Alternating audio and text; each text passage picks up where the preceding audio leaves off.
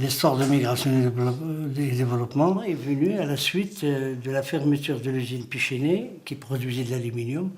à l'Argentière-la-Bessée, sur lequel il y a beaucoup d'immigrés, dont pas mal de Marocains. C'est une forte concentration de Marocains et d'Algériens. Et du coup, la fermeture de cette entreprise, de cette usine, où il y a 180 immigrés, met en place un plan social pour permettre aux gens de partir de l'usine et de se reconvertir à autre chose. Et le plan social prévoit le départ volontaire, le départ pour créer des activités ailleurs, et il prévoit aussi le retour dans le pays d'origine. Et notre surprise, ma surprise a été qu'en tant que membre du comité d'entreprise, en tant que syndicaliste, j'ai été surpris de voir que 54 immigrés demandaient leur départ dans leur pays d'origine, dont 25 Marocains, à peu près 25 Algériens et 4 Tunisiens. Et on a été très surpris de la masse importante de ces gens qui veulent partir. Et moi, à partir de là, je m'interrogeais pourquoi ces gens-là veulent retourner chez eux, comment ça se fait, connaissant l'état où sont les villages et connaissant les problèmes qu'il y a au Maroc au niveau de l'emploi, et qu'eux se portent candidats pour revenir, ça m'interroge. Donc on a au départ créé l'association Migration et Développement pour accompagner, pour voir la réalité du retour de ces immigrés-là. C'est que ça veut dire qu'on exige de la société qui les emploie le droit à l'erreur. C'est-à-dire le droit à l'erreur, on a exigé qu'ils ne partent pas comme ça. Il faut qu'on leur donne 6 mois de délai. On leur paye 6 mois de formation pour venir dans le pays, pour revenir avec un projet. Et s'ils ont véritablement des projets, parce que la loi prévoit que celui qui va retourner doit avoir un projet de réinsertion,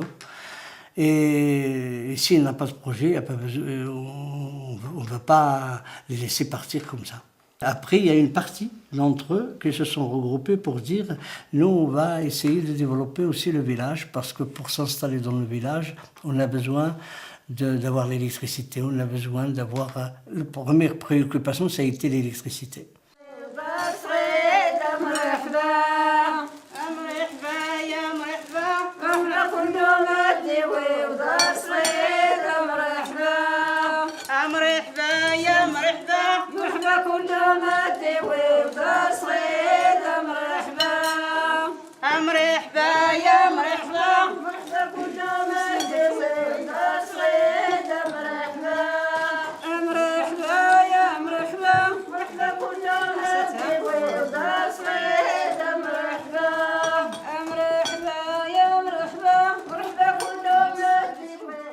En 2000, on s'est posé la question de savoir comment on peut aider les gens pour qu'ils puissent... quand on a fait les routes, par exemple, on s'est rendu compte qu'on a favorisé uniquement l'accès au village ou le départ des gens à l'immigration. On n'a pas arrêté l'immigration. On n'a pas donné aux jeunes l'espoir de vivre au pays. Donc, on s'est posé la question, on s'est interrogé en 2000 pour savoir, on fait une évaluation qui a donné lieu d'ailleurs à ce document. C'est évaluation, capitalisation d'initiatives locales. Qu'est-ce qui s'est passé? Pendant 1 an, on a observé le territoire, on a regardé qu'est-ce qui se passe, quelles sont les faiblesses et les atouts du pays, quels sont les produits qui peuvent être développés. Et on a fait, au bout d'1 an, on s'est rendu compte qu'il y a beaucoup de richesses, qu'il y a beaucoup de choses qui peuvent être développées dans la région. Et que l'immigration, l'exode à l'immigration n'est pas une fatalité. Si on développe le pays, les gens ne sont pas besoin de partir ailleurs. Ils ont de quoi faire chez eux. Donc c'est là qu'on a, au bout d'1 an d'évaluation, on a lancé en 2000 ce qu'on appelle le pacte. C'est là qu'on a lancé le projet de mise en valeur du safran, parce que parmi les produits qu'on a trouvés qui sont utiles, qu'il faut le développer, c'est les produits du terroir, les produits du pays et le tourisme. Essentiellement, c'est les secteurs sur lesquels il y a beaucoup de savoir-faire. كاتين غادي تزرين غدوار اللي غورت دارنا تشكيل الهجرة دان تدوس ورسين القيماني في السكان ديال المملكة ولا تزرباي ولا الزعفران. تماما مادة دار نختوش الهجرة والتنمية تزريخ التكوين تسكرا التعاونية خاطر نتيجة استمغارين كتب غارين الحمد لله خدمت تسكر نتا الزعفران نتا كارين زاسيان الثماني فولكين يفسكر حتى نياتي السنتر سكر نتا كذا سكر نتا لومبالاج ريست كانتي فسكر نزام غادي زرين وراك السن القيمة سنتر نتا كانت غاري تاكات باش السن ماد معنا غيك الحمد لله تي ارتفوق استيفاوت هذا غيك تحيات نتا اختي لا صارت تدون استيفاوت.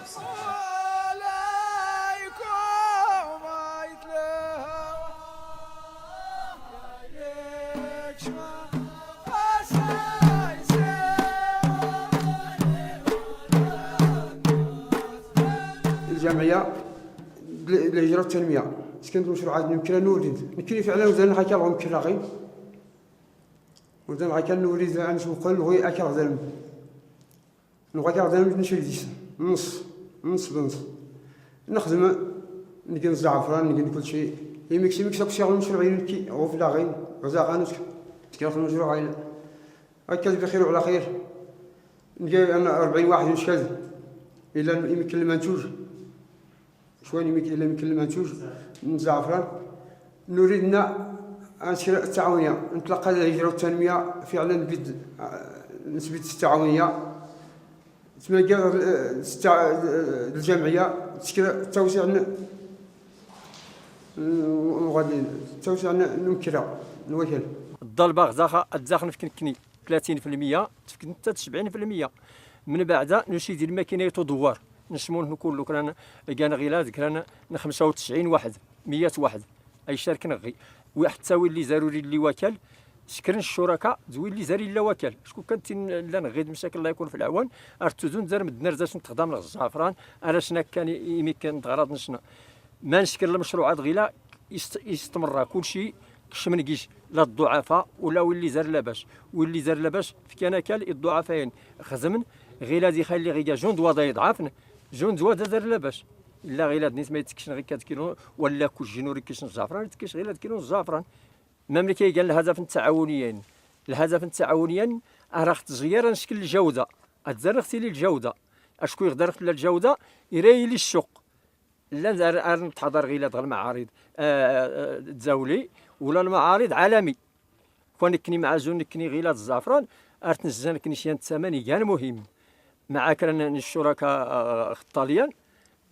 مغلوق ترى غدا بنا يات الكيمياء اللي ران لكن ركات كاع تعاونيا سالوين نقعدوا غسلوا فوت الجمعيه نسلوا فوت نكشموا كيس الانخراط نلقاو كيس الاعضاء التعاون ديال مزيان نزن زي ميكنا نزن زي كل عام الزعفران كلي نزن الثمن وراه تنتلوح السوق دائما كاين الزعفران 11 عضو نزن الثمن مليح نصيفي الطاليان بخير وعلى خير من بعد ديما كاين اللي نزن الزعفران الثمن نتوفر يمكن تعاونيه وراه كل كي يخدم معانا كلنا ويقارن باش نربح وهو نسيار يا النصيب التعاونيه فرنسا اللي غلجان بنكي بيربينيون عايشها مدة 30 سنة يا غينا المهم كي لقى المهاجرين اللي هو النغيلات وكان التشكيل سنتور وسكواس وكان توما ان شاء الله سكر المشروع الزعفران ديال الحمامات توما ان شاء الله تبداو السنة نيت باش نتشجع تمازيرتنا ان شاء الله نتشجع اليد العامله نتشجع السياحه غنى كان الهدف ان شاء الله وتجي لي غرفه للمشاريع تخدم مثلا تفوق براد هذا كتغير المشروعات غزال نشكل المشروع غزال كاين الزعفران نخدم في حياتي بلا ولا الزعفران ها الزيت ها اللوز ها الخضر كل حاجه البركه هي كيختينا غوكادير كيختينا مراكش كيسات المده صافي فكر تشكيل الجمعيه سميتو راه كان مال غدا الجمعيه فكر خاص المشروعين وقي غزا كيسانو وياخذ الموتور صافي كيخني الزعفران كيهز نسكر الخضر نسكر كلشي اللوز الزع السنيكار كلشي الخضر ياخذ نسكر غير المشاريع مدنا استقرنا غالب على وصلت هاجر العمل اغلبيه مدنا وصلت هاجر برا.